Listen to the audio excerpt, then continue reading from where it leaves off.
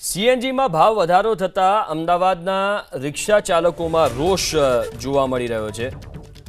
CNG no जे भाव वध्यो स्वाभाविक रीते अमदावाद में जे रिक्शा चालको छे एमने वात गमी नथी। रिक्शा चालक एकता यूनियने भाव वधारानो विरोध कर्यो छे। आज सांजे कारोबारी कमिटी मेम्बरनी एमनी बैठक मळवानी छे अने रिक्शाना भाडामां पण वधारो करवामां आवे तेवी मांग तेओ करी रह्या छे। एटले जे रीते भाव वधारो थयो छे सीएनजी में एना पगले रिक्शा चालकों में रोष जोवा मळी रह्यो छे। रिक्शा चालकोनुं जे युनियन छे आ मुद्दे बैठक करशे।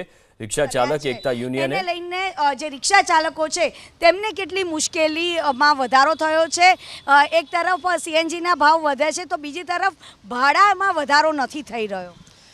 रिक्शा चालको रोज कमाईना रोज खानार वर्ग है, एनो सीधी असर पड़ती हो सीएनजी पर। तो अमदावाद शहर अंदर 2 થી 2.5 लाख रिक्शा ड्राइवरों है, गुजरात भरनी अंदर 15 लाख ड्राइवरों है।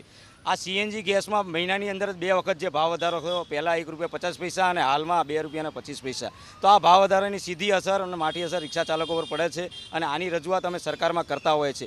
परंतु शरम त्यारे आवे छे के छेल्ला 3 वर्षथी वारंवार सीएनजी गैसनो भाव वधारो थयो छे पण रिक्शा चालकोना भाडामां एक पण नवा रूपियानो वधारो करवामां आव्यो नथी। ए ज जूना भाड़ा प्रमाणे ए लोको रिक्शा चलावी रह्या छे।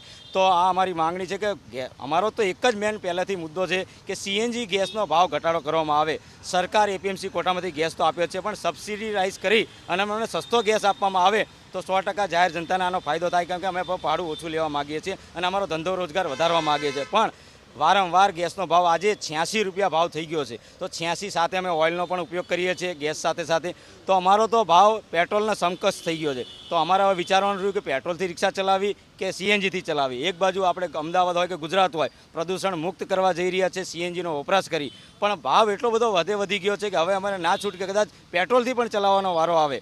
आज अमारी 5 वागे बैठक पण थई रही है आ बाबते, कारण के भाव वधारो रिक्शा में जयरे रिक्शा भाड़ा भाव वधारो थाय तो अमारी रिक्शा भाड़ू पण कटौती थतुं होय छे, एमां धंधा पर असर पड़ती होय। पण जो सीएनजी गैसनो भाव घटाडवामां आवे अने अमने सब्सिडी आपवामां आवे तो 100% अमने बेनिफिट थशे रिक्शा ड्राइवरों ने। आज तमाम रिक्शा चालको हैरान परेशान है आ भाव वधाराथी। तो सरकारे आ बाबते गंभीरता लेवी जोईए अने अदाणी कंपनीनो वपराश अमदावाद शहर में थतो होय तो अदाणी कंपनीने पण अमारी विनंती है कि आ भाव वधारो पाछो खेंचे अने अमने रिक्शा ड्राइवरों ने राहत आपे तो अमे जाहिर जनताने राहत आपीए। एक बाजू बधी ज मोंघवारी वधी रही है, पेट्रोल होय डीजल होय, गई काले दूधमां पण वधारो थई रह्यो छे।